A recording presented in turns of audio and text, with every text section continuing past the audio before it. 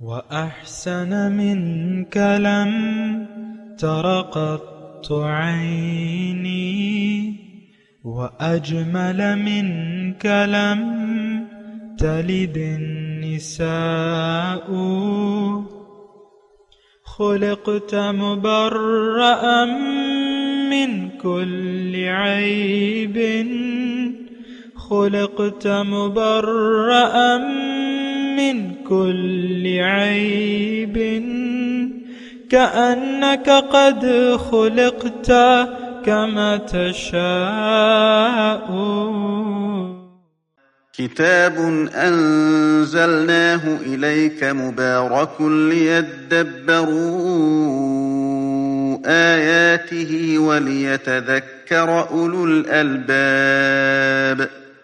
یہ کتاب برکت والی ہے جسے ہم نے آپ کی طرف نازل فرمایا ہے تاکہ دانش مند لوگ اس کی آیتوں میں غور و فکر کریں اور نصیحت حاصل کریں. اللہم صلی علی سیدنا محمد وعلی آل سیدنا محمد بعدد کل ذرۃ مئۃ الف الف مرۃ. سامعین و ناظرین اکرام، السلام علیکم ورحمۃ اللہ وبرکاتہ. سامعین اکرام، سورہ شعراء آیت نمبر 88 89 حصہ اول، درس کا نمبر ہے 1722. آج کا موضوع قلب سلیم. اس کے ساتھ آج کے سبق کا آغاز کرتے ہیں. سب سے پہلے گزشتہ سبق کا اعادہ ہوگا. اعوذ باللہ من الشیطان الرجیم. پناہ مانگتا ہوں میں اللہ کی شیطان مردود سے. بسم اللہ الرحمن الرحیم. شروع اللہ کے نام سے جو بڑا مہربان نہایت رحم والا ہے. واغفر لأبی انہو کان من الضالین. اور میرے باپ کو بخش دے کہ وہ گمراہوں میں سے ہے. ولا تخزنی یوم یبعثون.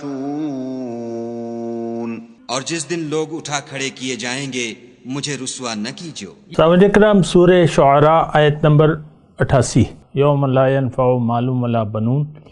اس دن نفع نہیں دے گا مال اور نہ اولاد. الا من اتی اللہ بقلب سلیم، بجوز اس کے کہ کوئی شخص قلب سلیم لیے ہوئے اللہ کے حضور حاضر ہوا. دیکھیں، قلب سلیم کی بات ہو رہی ہے. قلب سلیم کا مطلب یہ ہے پاک دل، صاف دل.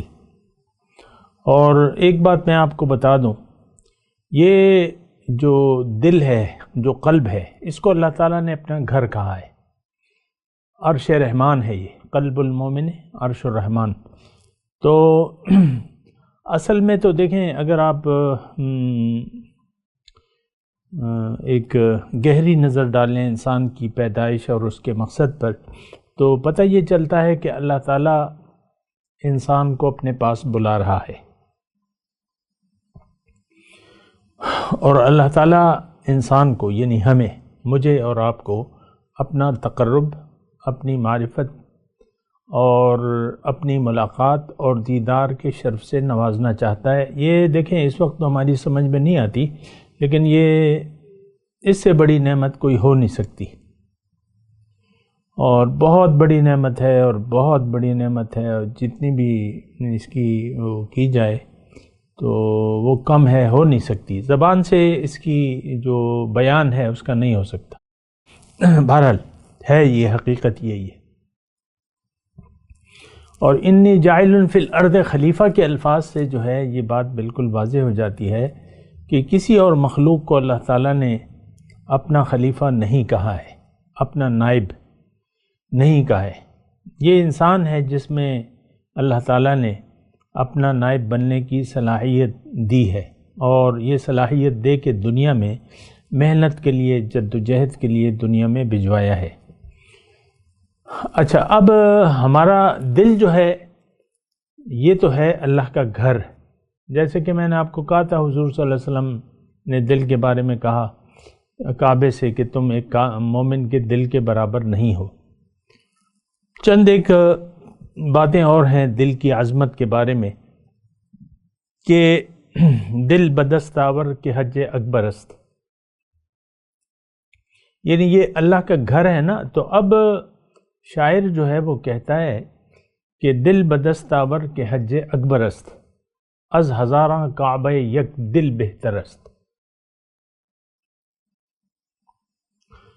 تھوڑا سا غور کیجئے گا، اور تھوڑا سا میری سپیڈ زیادہ نہیں ہے اور نہ میں ایسے جذباتی ہو رہا ہوں، تو بڑے اطمینان سے آپ یہ بات سنیں۔ یہ آپ کے دل کی بات ہو رہی ہے۔ دل بدستاور کے حج اکبر است، دل کو حاصل کرو، کیونکہ یہ اس کو حاصل کرنا حج اکبر ہے۔ از ہزاراں کعبہ یک دل بہتر است، ہزار کعبوں سے ایک دل بہتر ہے۔ کیوں کہ کعبہ بن گاہ خلیل آزر است، دل گزر گاہ جلیل اکبر است۔ کعبہ تو یعنی آزر کے بیٹے ابراہیم کا بنایا ہوا ہے، اور دل جو ہے وہ اس رب جلیل کی گزرگاہ ہے۔ دل گزرگاہ جلیل اکبر است۔ یہاں پہ رکھ کے میں ایک حدیث بھی آپ کے ساتھ شیئر کروں گا۔ اللہ تعالیٰ فرماتا ہے، حدیث قدسی ہے، لا یسعنی فی ارضی ولا سمائی ولکن یسعنی فی قلب امرئ مؤمن۔ میں نہ آسمانوں میں سماتا ہوں نہ زمین میں سماتا ہوں، لیکن میں مومن کے دل میں سما جاتا ہوں۔ بہت بڑی باتیں ہو رہی ہیں، بہت اہمیت کی باتیں ہیں، تھوڑا سا اس کو غور سے سنیں۔ اصل میں تو ہم ہر چیز سے بے خبر ہیں۔ دیکھیں، ایک قیمتی خزانہ ہے معمولی مثالیں میں آپ کو دے رہا ہوں، خزانہ کی تو کوئی حیثیت ہی نہیں ہے اس کے سامنے۔ پھر بھی خزانہ سے بڑے الفاظ نہیں ہیں، خزانہ جس میں لاکھوں ٹنوں موتی ہیں، ٹنوں سونا ہے، اور ٹنوں وہ چیز اللہ تعالیٰ ہمیں دیا جا رہا ہے۔ اگرچہ ظاہری مال و متاع کی کوئی حیثیت نہیں ہے، مچھر کے پر کے برابر نہیں ہے، لیکن پھر بھی آپ کی نظر میں تو ہے، تو وہی میں آپ کو بیان کر رہا ہوں کہ یہ قیمتی خزانہ اللہ تعالیٰ آپ کو دینا چاہتا ہے، مجھے اور آپ کو۔ اس خزانے کو حاصل کرنے کے لیے، تلاش کرنے کے لیے اللہ تعالیٰ نے آپ کو دنیا میں بھجوایا ہے، اور آپ کو یہ ملے گا کہاں؟ یہ خزانہ ملے گا کہاں؟ تو وہ ابھی سورہ نور میں ہم پڑھ کے آ چکے ہیں، فی بیوت اذن اللہ ان ترفع وتذکر فیہا اسمہ یسبح لہ فیہا بالغدو والآصال رجال لا تلہیہم تجارۃ ولا بیع عن ذکر اللہ وإقام الصلاۃ۔ یہ اللہ کے بندوں کے پاس ملے گا، جو نور والے ہیں، ان کے پاس یہ خزانہ ملے گا۔ وہاں سے اپنے دل کی شمع کو روشن کیجیے، ان کے ساتھ مل جائیے، ان کے ساتھ لگ کر امر ہو جائیے۔ تو بہرحال یہ دل بدستاور کے حج اکبر است، دل جو ہے یہ حج اکبر ہے، اس کا مقام۔ از ہزارہ کعبہ، ہزار کعبوں سے ایک دل بہتر ہے، یک دل بہتر است۔ کیوں کہ کعبہ بن گاہ خلیل آزر است۔ کعبہ تو ابراہیم، آزر کے بیٹے ابراہیم کا بنایا ہوا ہے، اور دل گزر گاہ جلیل اکبر است، دل اس مولا کی گزرگاہ ہے۔ تو دیکھیں، کم نہ آپ، یعنی آپ کے اندر جو چیز ہے وہ اس کو ذرا اہمیت دیں آپ۔ اور ایک شاعر نے، اقبال نے میرے خیال سے کہا ہے کہ دل یک منظر نورانی است، ند جائے دیوست غوی۔ دل تو ایک نورانی منظر ہے، اور یہ غوی شیطان کی کا گھر تو نہیں ہے۔ ہم نے دیکھیں، ہمارا دل جو ہے وہ شیطانی خیالات کی آماجگاہ ہے۔ اس کو آپ دیکھیں، شیطان کیا؟ ما سوی اللہ، ما سوی اللہ کیا ہے؟ طاغوت ہے۔ تو ہمارا دل تو ما سوی اللہ کی یاد سے آباد ہے، ما سوی اللہ، غیر اللہ کی یاد سے ہمارا دل آباد ہے۔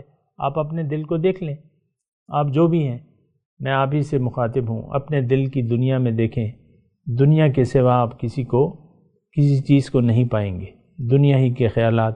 آپ عام طور پہ دیکھ لیں، اپنی آپ پریشانیوں کو دیکھ لیں کہ کن کن چیزوں کے بارے میں آپ پریشان ہیں، اپنی سوچیں، اپنی پریشانیاں، اپنی خوشیاں، اپنی امیدیں، اپنی توقعات، اپنے منصوبے، یہ سارے کے سارے ہمارے ظاہر کے بارے میں ہیں۔ اور دین کے بھی ہم ظاہر کو، میں یہ الفاظ نہیں کہہ سکتا کہ ظاہر کو جانتے ہیں، ظاہر کو بھی نہیں جانتے۔ بہرحال دین تو ہمارا بس ایک روایات ہیں۔ مسلمان کے گھر میں پیدا ہوئے تو مجبوراً مسلمان کہلائے، ہندو کے گھر میں اگر پیدا ہو جاتے تو پھر آپ ہندو کہلاتے۔ دیکھیں، بنا سوچے سمجھے اپنے آپ کو کوئی نام دے دینا، آج کا ہندو نہ ہندو ہے، نہ مسلمان مسلمان ہے، نہ عیسائی ہے، نہ یہودی ہے، یہ سب بس روایات ہیں، میں آپ کو کہتا رہتا ہوں۔ تو دین کی حقیقت سے ہم آگاہ نہ ہیں، نہ ہونا چاہتے ہیں۔ ہمیں تو چاہیے دنیا کی، ہمیں تو آپ دیکھیں دنیا کی جستجو ہے، دنیا کی لگن ہے، ظاہر کی، اور ہم سب ظاہر کے دیوانے ہیں، ظاہر کو جانتے بھی ہیں اور جاننا بھی چاہتے ہیں مزید، کہ اور فائدہ اور فائدہ اور فائدہ۔ یعلمون ظاہرا من الحیات الدنیا وہم عن الآخرۃ غافلون، یہ دنیا کے ظاہر کو تو جانتے ہیں لیکن حقیقت سے تو ہم بے خبر ہیں۔ تو بہرحال میں آپ کو قلب کی بات کر رہا تھا، قلب، اور قلب جو ہے فارسی میں اس کو دل کہتے ہیں، دل، قلب کو۔ تو اب یہ دل جو ہے یہ مختلف خصوصیات کا مالک ہو سکتا ہے۔ دیکھیں، اچھے لوگوں کے بھی گھر ہوتے ہیں اور بروں کے بھی گھر ہوتے ہیں، یعنی گھر ہے، ایک میں اچھے لوگ بستے ہیں، ایک میں برے لوگ بستے ہیں۔ ہمارے دل میں برے خیالات ہیں، برا خیال، دیکھیں میں پھر ایک لفظ کہتا ہوں، پھر میں یہ سوچتا ہوں کہ یار یہ میں نے کیا لفظ کہہ دیا، یہ لوگ تو اس کا معنی محدود لے لیں گے۔ برا خیال ہمارے خیال میں تو محدود ہے، لیکن برا خیال میں آپ کو بتاتا ہوں برا خیال ہے کیا۔ ما سوی اللہ کا خیال جو ہے یہ برا ہے، یعنی ظاہر کا خیال، باطن کو اگر آپ بھلا دیں اور ظاہر کے خیال میں زندگی گزاریں تو یہ برے خیالات ہیں۔ تو ایک اللہ تعالیٰ نے تو دیکھیں ہمیں اچھے خیالات دل میں رکھنے کے لیے دنیا میں بھجوایا ہے، اور اس کے لیے پھر اسباب بھی پیدا کر دیے ہیں، اپنی ہدایت نور نازل کی ہے، پھر نور والے ہیں حضور صلی اللہ علیہ وسلم، پھر ان کے جو امتی ہیں وہ بھی نور والے ہیں، والمؤمنون کلہم من نوری، تو ان سے اللہ تعالیٰ نے رابطہ رکھنے کا کہا ہے۔ وابتغوا الیہ الوسیلہ، اس کی طرف کوئی ذریعہ تلاش کرو نورانی۔ لیکن میں آپ کو دل کی بات کر رہا ہوں، اگر آپ نے اپنے قلب کی اصلاح نہ کی تو پھر آپ یعنی اس کی کوشش نہ کی، یہ کوشش سے ہوگا۔ اور اگر شروع سے یہ مضمون بیان کروں، اللہ تعالیٰ نے ہمارے قلب کو تو اپنا گھر کہا ہے، لیکن اس میں تھوڑی سی ایسے برے خیالات موجود ہیں۔ برے خیالات مطلب دنیا کے خیالات۔ اب ہمیں اپنے ان خیالات سے دل کو پاک کرنا ہے، اور کامیاب ہو گیا، اللہ نے فرمایا کامیاب ہو گیا وہ جس نے اپنے قلب کو پاک کر لیا۔ قد افلح من تزکا، جس نے اپنے قلب کا تزکیہ کر لیا وہ کامیاب ہو گیا، یعنی برے خیالات نکال لیے اور اچھے خیالات لے آیا۔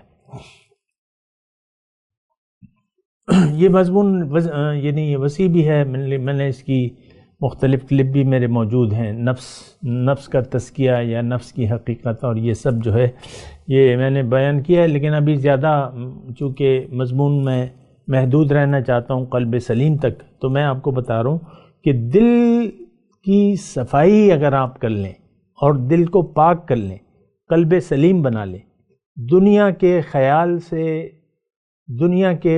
سے دل کو پاک کر لیں اور اللہ کی یاد سے دل کو آباد کر لیں، تو یہ بن جائے گا کیا؟ قلب سلیم۔ تو اگر ایسا نہ ہوا، اب میں تھوڑا سا مختلف مضمون اسی بارے میں بیان کر دوں. اگر آپ نے ایسا نہ کیا، یعنی دل کو قلب سلیم نہ بنایا اور اس کے لیے جد و جہد نہ کی، دیکھیں یہ خود بخود نہیں ہوتا اور یہ دعاؤں سے بھی نہیں ہوتا. اس کے لیے جد و جہد اور محنت کرنی پڑتی ہے. اس کا وہ الگ موضوع ہے. ابھی تو میں قلب سلیم تک محدود ہوں کہ اگر آپ نے دل کو برے خیالات سے پاک نہ کیا، دیکھیں برے خیالات کی میں نے آپ کو تشریح کر دی، برے خیالات سے پاک نہ کیا اور اچھے خیالات کو دل میں نہ ڈالا. اچھا خیال کیا؟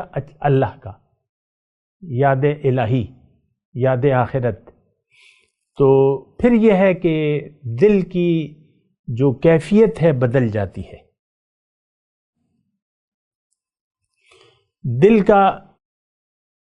دل کا منظر جو ہے وہ پھر بدل جاتا ہے، یہ سخت ہو جاتا ہے.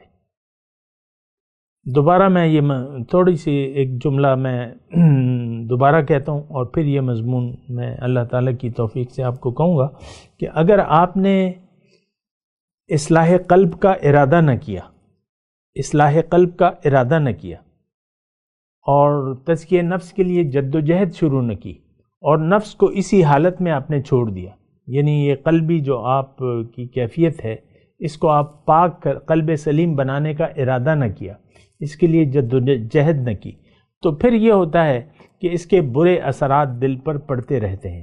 حضور صلی اللہ علیہ وسلم فرماتے ہیں کہ دل جو ہے یا تو آپ کے اعمال کی وجہ سے براق بن جاتا ہے یا آپ کے اعمال کی اور خیال اور اعمال کی وجہ سے داغدار ہوتا رہتا ہے، کالا سیاہ ہو جاتا ہے.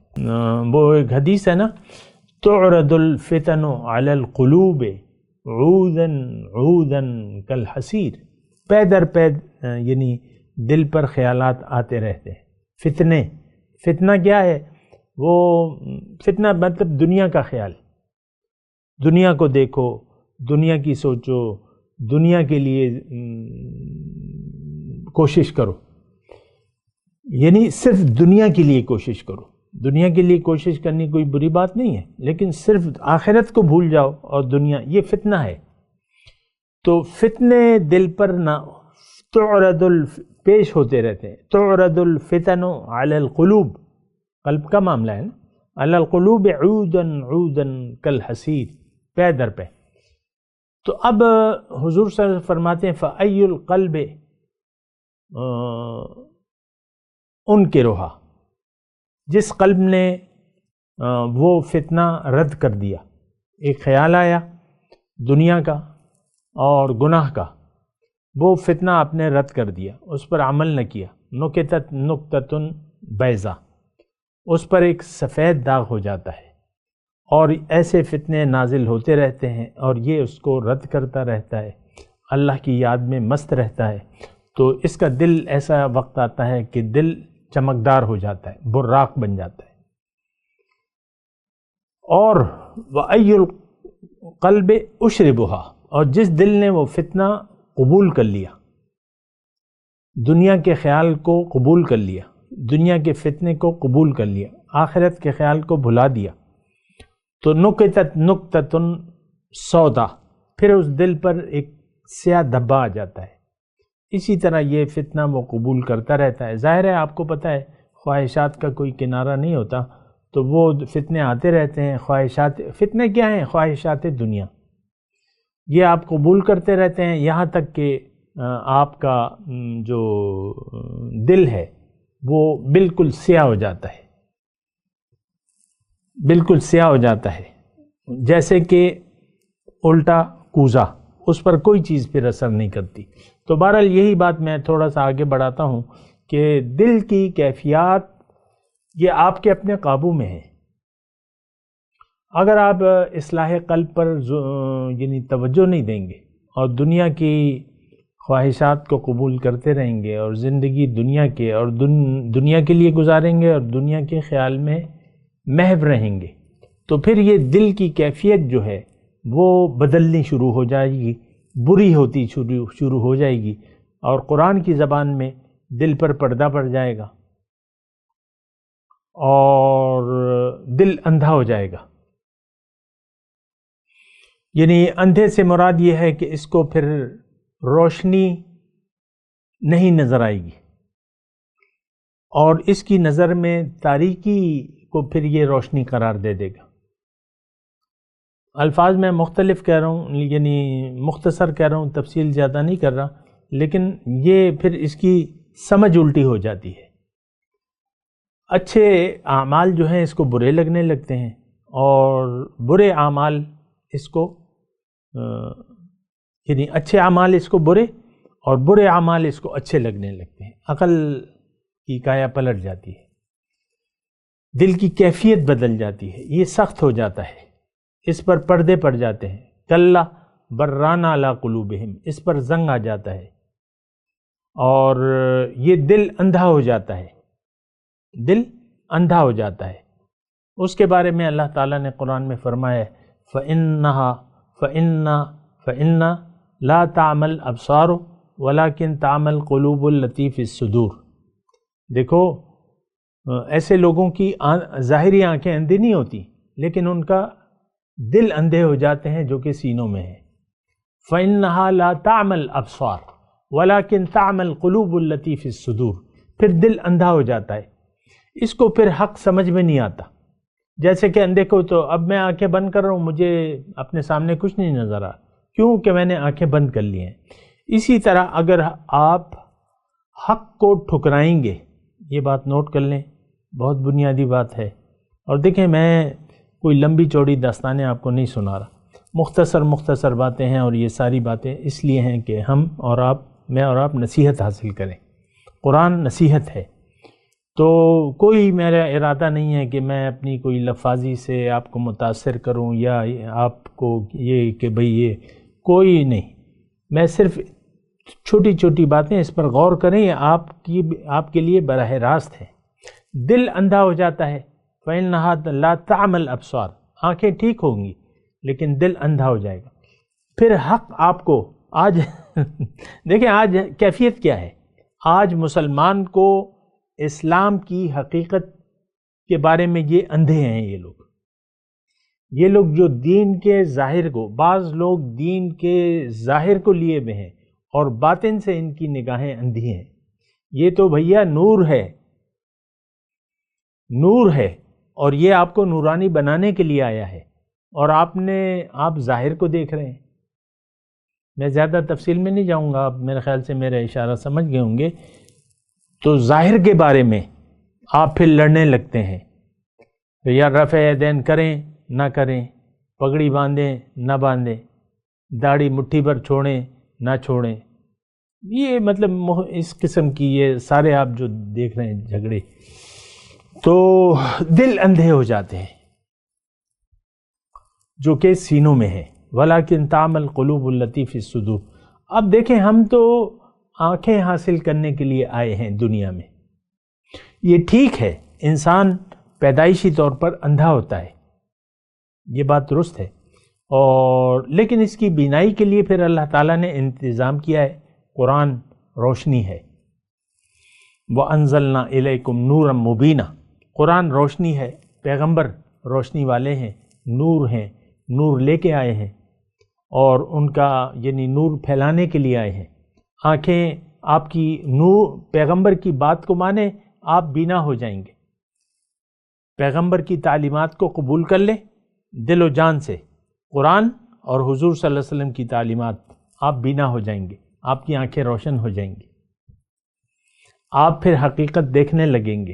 اعبد ربک کأنک تراہ، سبحان اللہ، پھر مقام ایسے احسان کی کیفیت آپ میں پیدا ہو جائے گی، آپ زندگی ایسے گزاریں گے گویا کہ اللہ تعالیٰ کو آپ دیکھ رہے ہیں۔ بندگی آپ اللہ تعالیٰ کو دیکھتے ہوئے کریں گے، اس کو محسوس کریں گے کہ اللہ تعالیٰ مجھے دیکھ رہا ہے، اور آپ رب کو، پردے کے پیچھے آپ رب کو دیکھ رہے ہیں۔ مختصر میں نے الفاظ کہہ دیے۔ تو اندھے پن سے بچیں، انسان اندھا ہے، یہ آپ نوٹ کر لیں۔ ہم تو اپنے آپ کو بینا سمجھتے ہیں، کیا کہتے ہیں، ہم تو روشن خیال ہیں۔ اس وقت ہم لوگ یعنی عام جو مسلمان ہیں وہ کہتا ہے میں بینا ہوں، اور یہ جو دین والے ہیں یہ جو ہیں یہ اندھے لوگ ہیں، ان کو پتہ نہیں ہے کہ دنیا کی حقیقت کا اور یہ کیا. اور لوگ مجھے کہتے ہیں تم کیا بات کر رہے ہو، لوگ چاند پر پہنچ گئے. مجھے بعض لوگ ایسے کہتے ہیں تم کون سی باتیں کر رہے ہو، لوگ چاند پر پہنچ گئے، تم کس زمانے میں رہ رہے ہو، کس زمانے کی بات کر رہے ہو، ایسا مجھے کہا جاتا ہے. تو پھر یہ ہے کہ آپ جب اندھے ہو جائیں تو پھر آپ کو حقیقت کا پتہ نہیں چلتا. انسان دیکھیں، مختصر میں بات کہہ رہا ہوں، پھر وہ ٹائم جو ہے ذرا قریب ہے ہمارا. تو انسان بینا ہونے کے لیے آیا ہے، اور بینائی کے لیے قرآن ہے اور صاحب قرآن ہے. اس کو آپ قبول کر لیں. استجیبوا للہ وللرسول اذا دعاکم لما یحییکم. بات مان لو اللہ کی اور اس کے رسول کی جب وہ تمہیں بلائے. اس میں تمہاری زندگی ہے. تو یہ طریقہ کار ہے روشنی حاصل کرنے کا، اپنے آپ کو بینا کرنے کا. اور اگر آپ نے یہ بات نوٹ کر لیں، اگر آپ نے قرآن اور حدیث اس سے روشنی نہ لی اور اپنی آنکھوں کو، باطنی آنکھوں کو روشن نہ کیا، تو آپ اندھے ہو کر دنیا سے جائیں گے. اللہ، اندھے ہو کر دنیا سے جائیں گے. انسان اندھا ہے، اس کی روشنائی کے لیے قرآن ہے اور سنت ہے. اور اگر اس نے اس سے استفادہ نہ کیا، فائدہ نہ اٹھایا، تو پھر یہ اندھا رہے گا. اور جو یہاں اندھا رہا حق سے، وہ آخرت میں اندھا اٹھایا جائے گا. قال رب لم ونحشره یوم القیامت اعمی. اس شخص کو اللہ تعالیٰ فرما رہا ہے کہ میں اندھا اٹھاؤں گا. یہ پھر گلہ کرے گا اللہ سے. قال رب لم حشرتنی اعمی. اے میرے رب، تو نے مجھے اندھا کیوں بنایا؟ وقد کنت بصیرا. میں تو دیکھنے والا تھا. قال کذالک اتتک آیاتنا. اور اللہ تعالیٰ پھر کہے گا اسی طرح میری آیات تم تک آئیں، تم نے اس کو بھلا دیا. وَكَذَلِكَ الْيَوْمَ تُنْسَى. آج میں تمہیں بھلا دوں گا. وَكَذَلِكَ نَجْزِي مَنْ أَسْرَفَ وَلَمْ يُؤْمِنْ بِآيَاتِ رَبِّهِ. اسی طرح میں بدلہ دیتا ہوں جو حد سے تجاوز کرتا ہے اور اپنے رب کے احکامات پر غور نہیں کرتا. وَلَعَذَابُ الْآخِرَةِ أَشَدُّ وَأَبْقَى. قیامت کا جو ہے وہ تو شدید ہے اور ہمیشہ کے لیے ہے، دائمی ہے. تو بہرحال 100 باتوں کی ایک بات. اب آپ نے یہ دیکھنا ہے کہ آپ اندھے ہیں یا بینا ہیں. دیکھیں، اگر آپ نے بینائی حاصل نہیں کی قرآن سے اور حدیث سے، اس سے استفادہ نہیں کیا حقیقی طور پہ، تو آپ اندھے ہیں. آپ اندھے ہیں، آپ کا دل اندھا ہے. تو اگر یہ باتیں آپ کی سمجھ میں نہیں آ رہی، میری باتیں اگر آپ کی سمجھ سے بالا تر ہے، تو آپ اپنے اوپر خود فتویٰ لگا لیں. یہ باتیں تو بینائی کی میں کر رہا ہوں، اس کا علاج بھی بتا رہا ہوں. تو بہرحال دیکھیں، اس وقت یا تو ہماری حالت، ہم تو اندھوں میں ہیں، یا اس وقت یا بینا لوگوں میں سے ہیں، صاحب بصیرت لوگ ہیں، آنکھوں والے ہیں. تو آنکھوں والے بنیے، بینائی کا، اپنی کور چشمی کا علاج کیجئے. اور وہ علاج قرآن میں ہے، حدیث میں ہے. مقامی طور پر ایک بینا شخص سے آپ کو رابطہ کرنا ہوگا. زندہ انسانوں میں ایک رہنما کو تلاش کر کے اس سے رہنمائی لینی ہوگی کہ بھئی مجھے طریقہ کار بتائیں. میں اندھا نہیں رہنا چاہتا، میں قیامت کے دن اندھا نہیں اٹھنا چاہتا.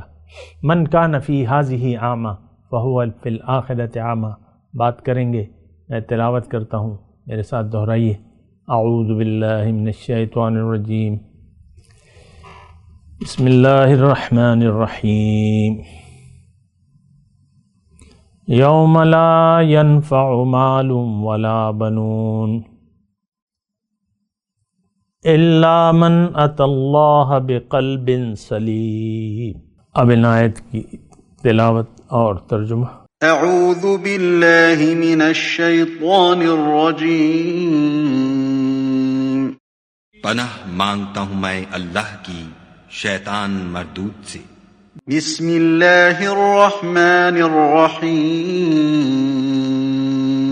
شروع اللہ کے نام سے جو بڑا مہربان نہایت رحم والا ہے۔ یوم لا ينفع مال ولا بنون، جس دن نہ مال ہی کچھ فائدہ دے سکے گا اور نہ بیٹے، الا من اتى اللہ بقلب سلیم، ہاں جو شخص خدا کے پاس پاک دل لے کر آیا وہ بچ جائے گا۔ اس کے ساتھ ہی آج کے درس کا وقت اختتام کو پہنچا۔ اگلے درس میں انشاءاللہ پھر ملاقات ہوگی۔ وآخر دعوانا ان الحمدللہ رب العالمین، والسلام علیکم ورحمۃ اللہ وبرکاتہ۔ مولاي صل وسلم دائما ابدا على حبيبك خير الخلق كلهم